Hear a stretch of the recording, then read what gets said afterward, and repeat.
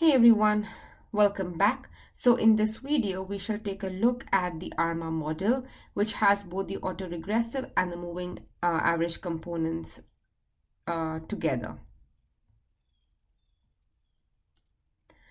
So we'll start with the definition. So this is the definition of the ARMA model. So a time series xt is ARMA PQ if it is first of all stationary. So stationarity is inbuilt and it has this form. So you can see where the name ARMA comes from, right? So these first P components are the autoregressive components, and then these remaining components are the moving average components. So again, we'll be assuming that this phi p is non-zero, theta q is non-zero. This is quite similar to the assumptions we have made before for the autoregressive and moving average models. Wt is white noise with positive variance, and p is called as the autoregressive order, and q is the moving average order. Okay, if xt happens to have a non-zero mean, right, we can easily adjust for it with this constant alpha. We have done this, or we have seen this adjustment before, so I'll not go into the details of it. So if the mean is 0, this is how the model looks like, and if the mean is not 0, there'll be this additional constant here. Okay, so there is not a whole lot of difference between these two models, so just for convenience we'll mostly assume that xt has 0 mean. So we'll again redefine this model using operators. This is the ARMA model, and if we take all of these x components and put it on the left hand side, we can rewrite the terms as phi beta xt. If you recall, phi beta was the autoregressive operator, and all of these w terms can be combined as theta b wt, which is the theta b is the moving average operator. So why do we write this using operators? So if you notice, right, so this is the expression. This points out to a potential problem of redundancy or unnecessary complications.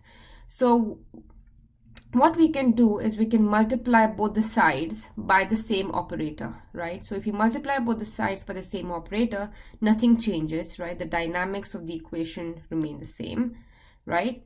So if phi bxt is equal to theta bwt, then this is also equal to each other, right? Because I have the same operator on both the sides. But now n beta phi b is a much more complex operator than phi b on its own. And similarly, eta b and theta b combined, this is a much complicated operator than theta b. So this is eta, by the way. Okay, not n, it's eta. This basically leads to redundancy of the model. So a quick example. So xt is just white noise, and I'm going to multiply it on both the sides with the same operator, and the operator is 1 minus half b. So if we do that, then this is what we get. And if we rearrange the terms, remember b of xt is xt minus 1, right? So this is what we get. And this is now an ARMA 1-1 model. So originally we know that xt is just white noise, but by you doing these unnecessary or the same operations on both the sides, we get a much more complicated model. Why is ARMA 1-1 more complicated? Because it has more number of parameters, right? And this is basically what we mean by redundant models. Okay, so xt is still white noise, but the true structure, the simpler structure, is hidden because of redundancy or over parameterization. So we have one too many parameters, that's over parameterization, and this is crucial when we discuss ARMA models. And it's possible that if you're unaware of this redundancy, then we could claim that the data are correlated when in reality they are not. So this is exactly we saw in the previous example, right? xt was white noise, but we claimed that it is ARMA 1-1, right? So there is some correlations in the data set. So this is, so you can do a quick example or experiment in R. So X is white noise, right? So I've generated 150 samples, and mean is not 0 in this case. And we can use this function ARMA. So I'm introducing this function a little bit prematurely. We don't know yet what I stands for, but AR stands for autoregressive. I is a mystery as of now, and MA stands for the moving average.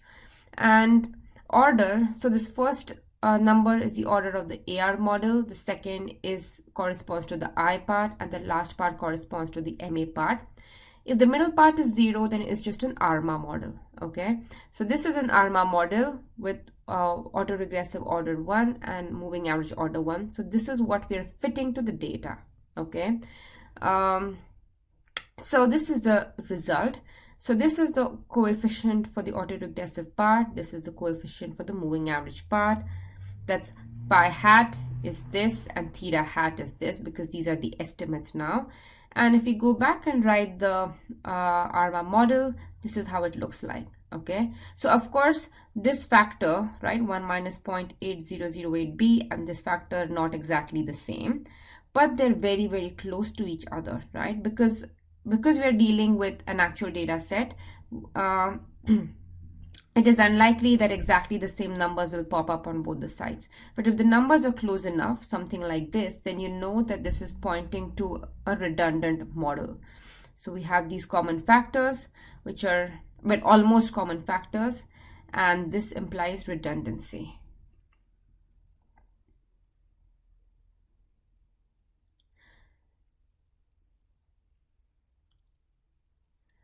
So let's summarize some of the problems that we have encountered up till now.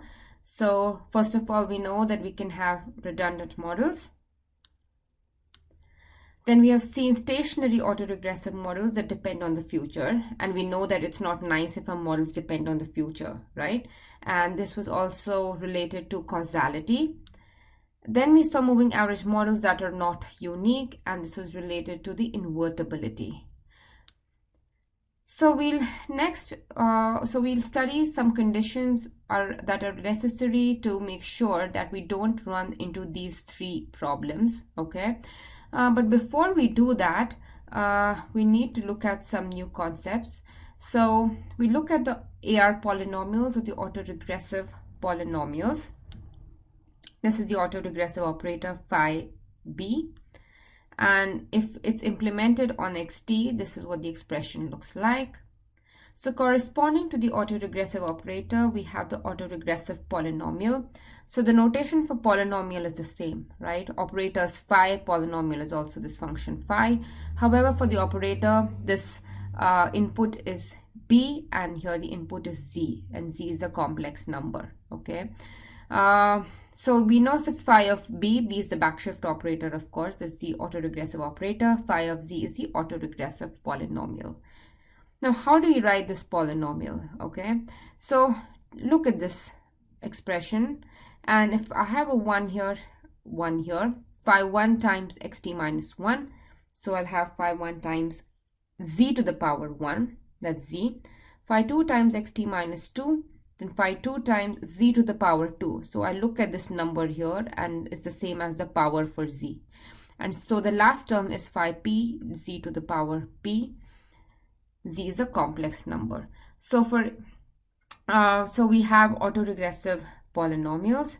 So similarly, we have moving average polynomials. This is the moving average operator, theta b. Theta b on xt has this form. And so to write the moving average polynomial, we use the same notation, theta of z now. And again, theta, I have theta 1 xt minus 1. So this is going to be theta 1 z to the power 1, and so on. And the last term will be theta q z to the power q. So this is a moving average polynomial, and z is a complex number. So now let's rephrase this problem of redundancy, and we'll be relating it to these polynomials. So we'll refer to an ARMA PQ model to mean that it is in its simplest form, right? So ARMA PQ model means that there is no redundancies in the model. What does it mean? It means that the autoregressive polynomial and the moving average polynomial, that's phi of z and theta of z, have no common factors. So to make sense of this, let's look at our example again. So remember, so this is a model we looked at before. So xt has this form, and we know that we can rewrite it in terms of in this way, okay?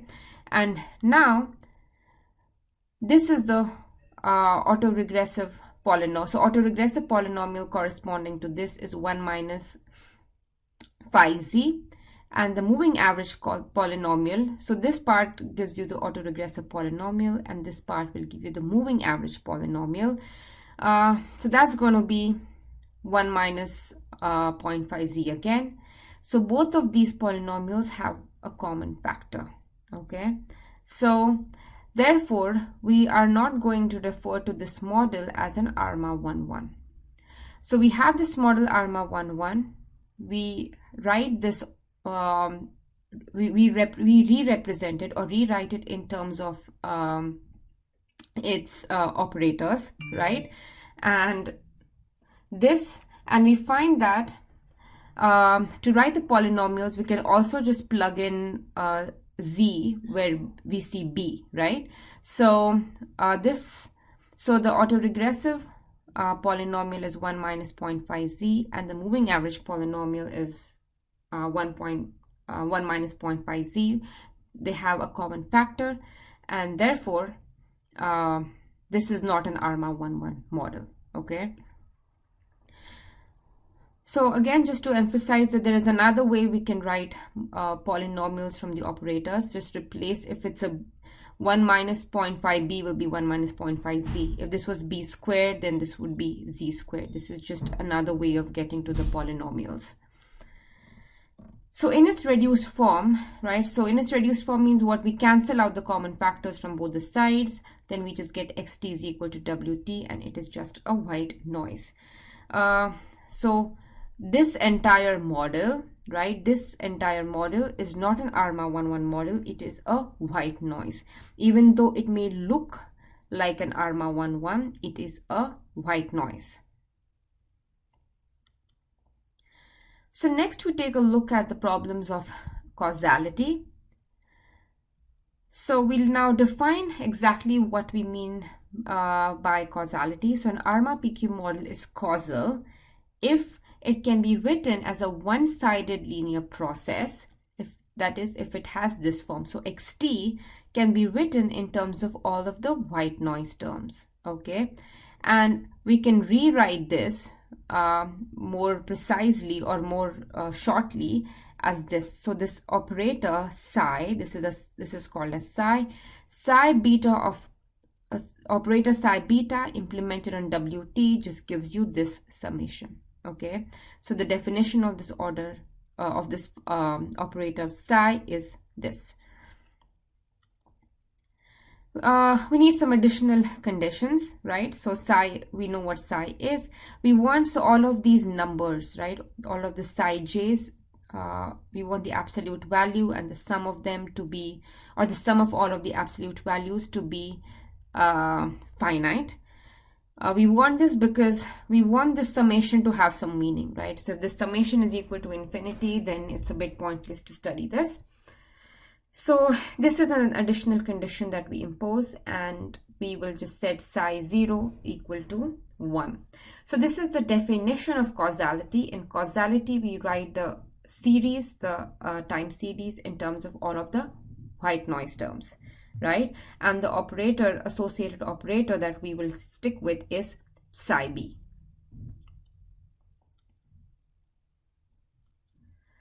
So let's see how causality and the polynomials are related to one another, okay?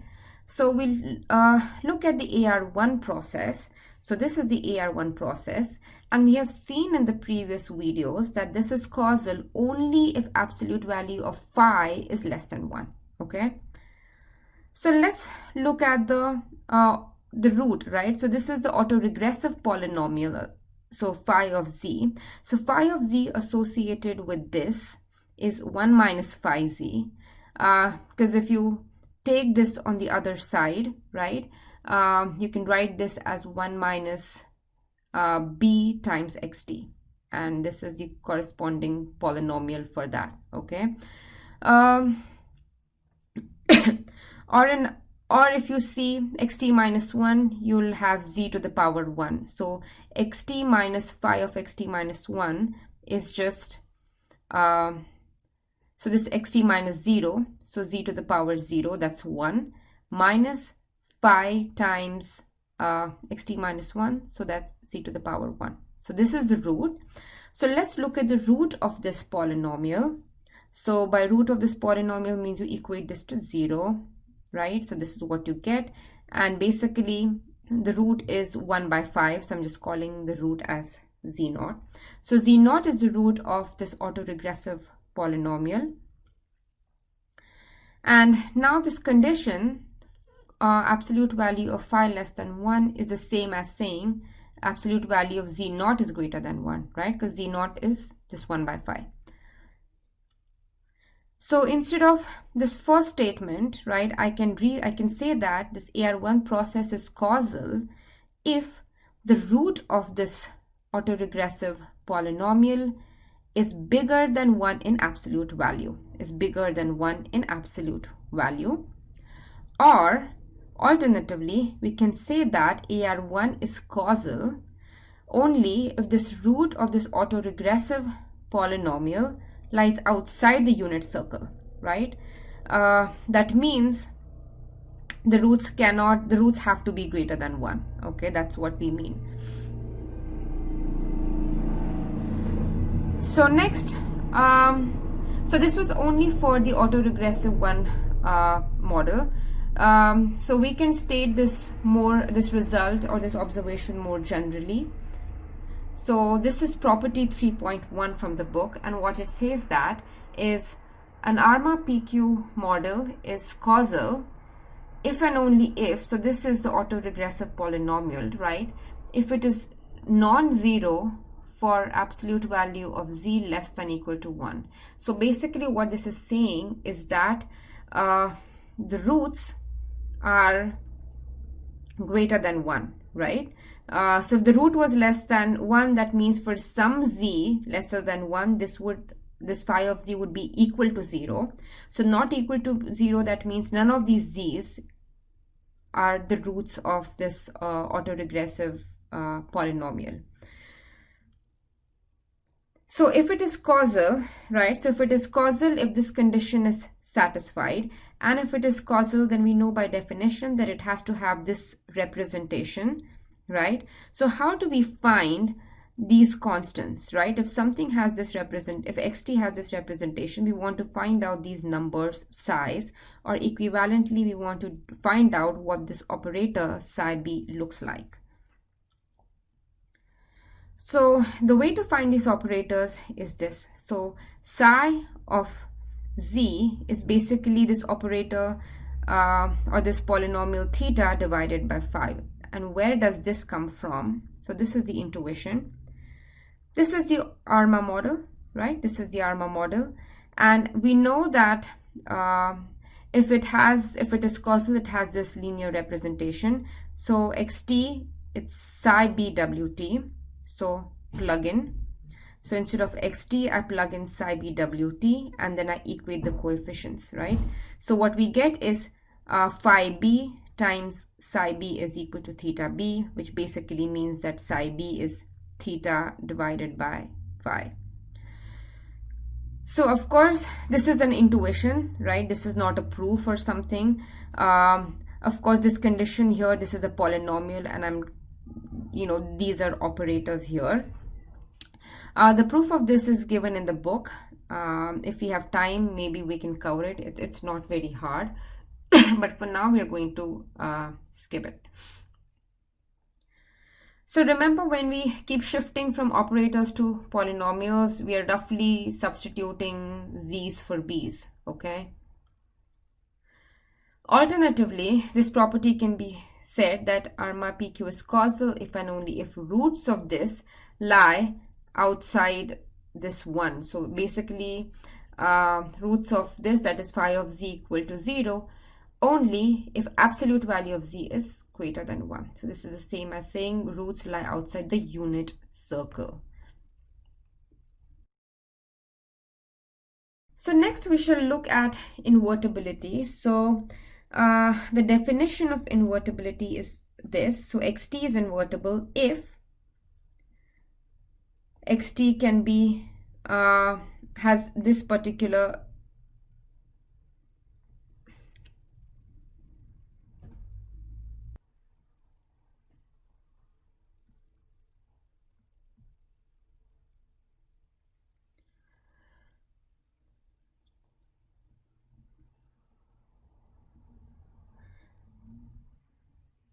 So next we shall be looking at the conditions that are required for invertibility, but before that we will formally define invertibility. So a series xt is invertible if it can be written in this way. Okay, so basically phi, if there is an operator, right, phi beta xt is equal to wt, and this phi beta times xt is equal to this. So basically, if this representation holds, then this series is said to be invertible. So in invertibility, in invertibility, we are basically writing this white noise in terms of this xt, right? So white noise is being written in terms of the series. So this operator phi is defined in this way. And again, we want to make sure that things don't touch infinity, and therefore we have this condition phi 0 is equal to 1. So conditions that are required for invertibility can be stated in terms of the polynomials again. So this is property 3.2. So an ARMA PQ model is invertible if and only if, so this is the moving average polynomial, right? So if the moving average polynomials is not 0 for absolute value of z less than equal to 1, that is, moving average polynomial does not have roots inside the unit circle.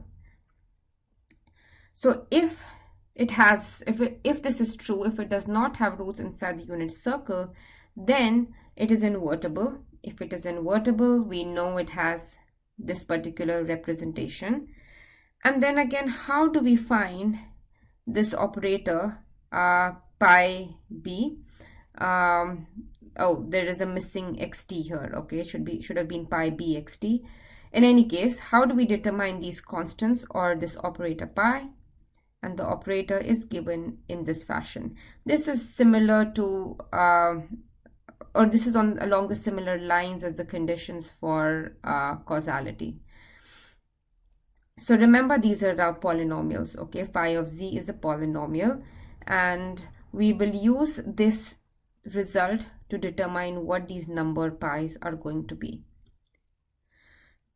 Of course, this property can be restated, so we can say that ARMA PQ is invertible if and only if the roots of the moving average polynomial are outside the unit circle.